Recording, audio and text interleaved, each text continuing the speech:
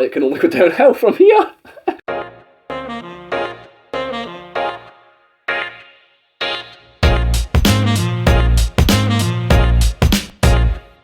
Hey, how's it going? And welcome to Whisky Whims with me, Stuart. I hope you've all had a good new year. Hope you all had a good Christmas. This is the first review of the new year, and we're starting with Thompson Bros SRV5. So hopefully you know a little bit about this, because it's a pretty good whiskey. It's £35. They're done in batches. They're a blended malt. So there's only malt whiskies in there, there's no grains, it's malt distilleries. It's supposedly 2 Highlands and 1 Isla distillery in there.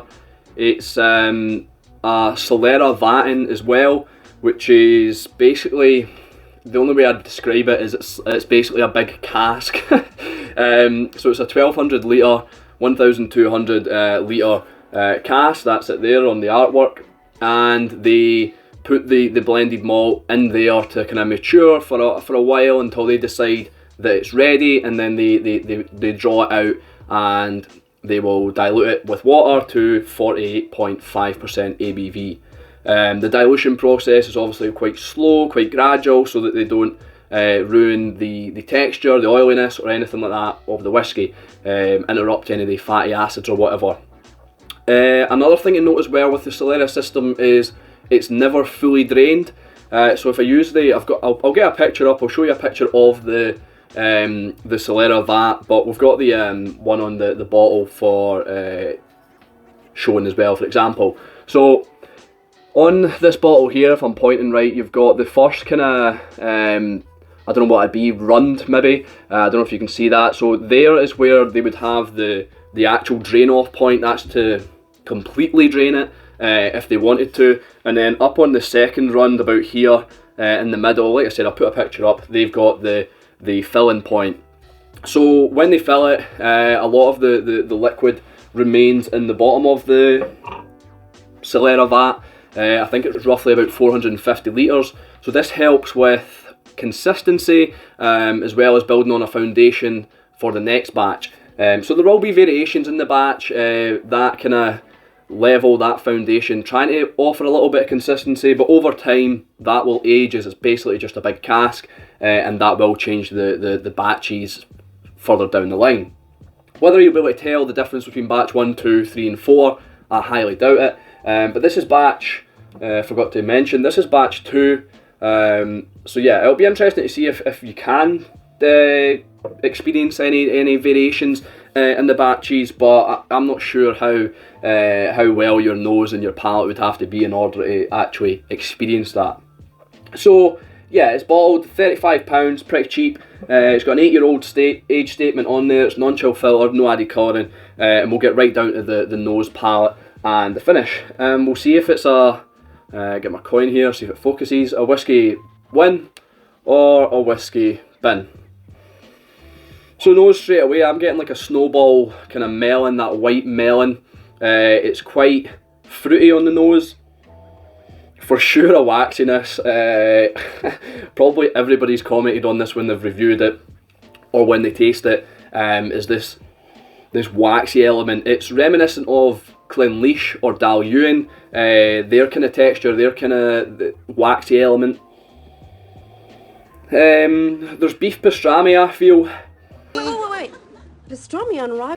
So a little bit umami, a little bit salty, just that dried meat or dried beef, whatever.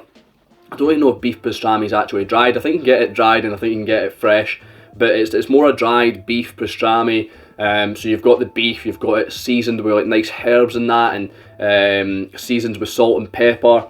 So it's a little salty, a little peppery, and as the whiskey is sitting in the glass for a while, I've had this sitting for a little bit, this mango element, this mango fruitiness really develops and starts overtaking this sweet fruitiness. It's quite floral as well. Now I don't know if this is power of suggestion, but like I said, there's supposedly 2 Highlands in there and an Isla When I was first tasting this, I wasn't getting much Islay. I felt like there was no Islay. I would have hazarded a guess that there was no Islay in this. But now, maybe because of the power suggestion, I feel like there are Islay characteristics there. There's like a brininess, a saltiness, a little bit of smokiness to go along with it as well. So some sort of Islay or some sort of coastal experience, but nothing that I would say confidently what it is. I was trying to think like Bunnahabhain or something quite light, something very lightly peated, unless, or not even peated, unless it's just such a small percentage of the makeup of this whiskey. But the Islay is it's not that evident if it is there. We'll get down to the palate.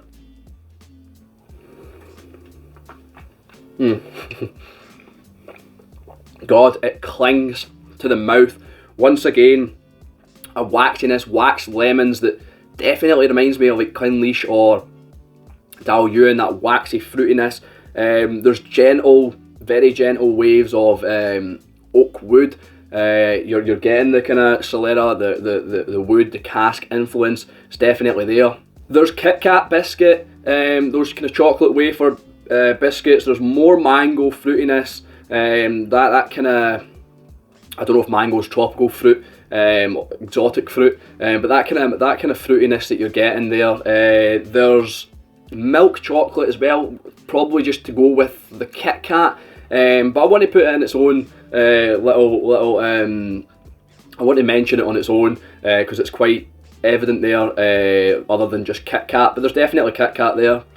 There's a familiar smokiness, and by familiar I mean familiar as in a distillery, a certain distillery, a specific distillery. I can't say which distillery because I don't know. There's also like a really nice kind of doughiness, almost kind of bready, like pizza dough, but not cooked, so quite stodgy. There's definitely that there. It's also very malty. It's a very malty whiskey, linking back to the kind of Kit Kat, the biscuity wafer element or characters of the Kit Kat. The finish is medium to long. There's more smoke for sure, more of that oak influence possibly from the Solera or from the previous casks, and that milk chocolate from the palate transforms or evolves into a more bitter chocolate. So I'm just going to have the rest of this because it's fantastic. Yeah, really nice.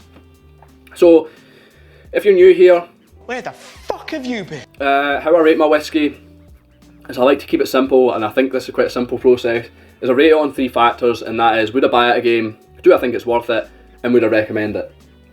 So would I buy this again? Yes, and I have. So I've got batch 1 in the cupboard sealed, and this is batch 2. I had them both sitting in the cupboard, and I thought, do you know what, I'm going to be unorthodox here and open batch 2 first and then compare batch 1 later. So yeah, batch 1's in the cupboard, so I have bought it again, so that's definitely a yes. And if I finish batch 1 soon, I'd probably buy another bottle. I am really enjoying this stuff, and it's just £35, so cheap. So good for this time, this current climate, especially when you've got 8 years on there, non-chill filtered, 48.5%, good ABV. Yeah, it's a blend, but it's blended malt, so hopefully that influences some snobs that blends are good, or people who are not as familiar with blends. But blends are good regardless. So yeah, I would buy it again. Do I think it's worth it? I think I've pretty much covered that. £35 is outrageous for this current climate, especially 8-year-old. Putting an age statement on there is nice to see. They could have just released it as a blend and said £35 with no age statement, and you might be thinking, oh well, what age is it type thing, I don't know. That might have influenced your decision to buy it. But yeah, I think it's worth it at £35. The quality of the whiskey and the experience of the whiskey for sure.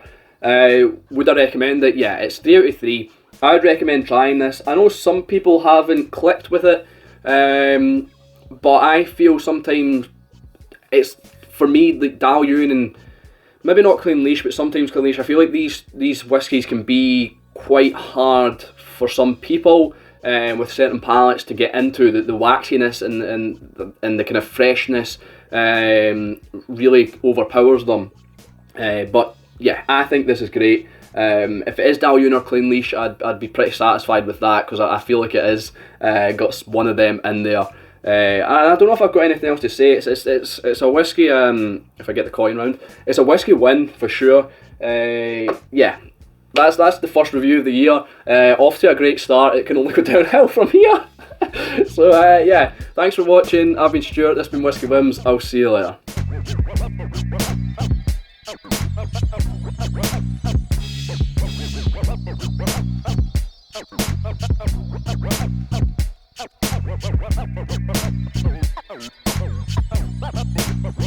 Floral as well.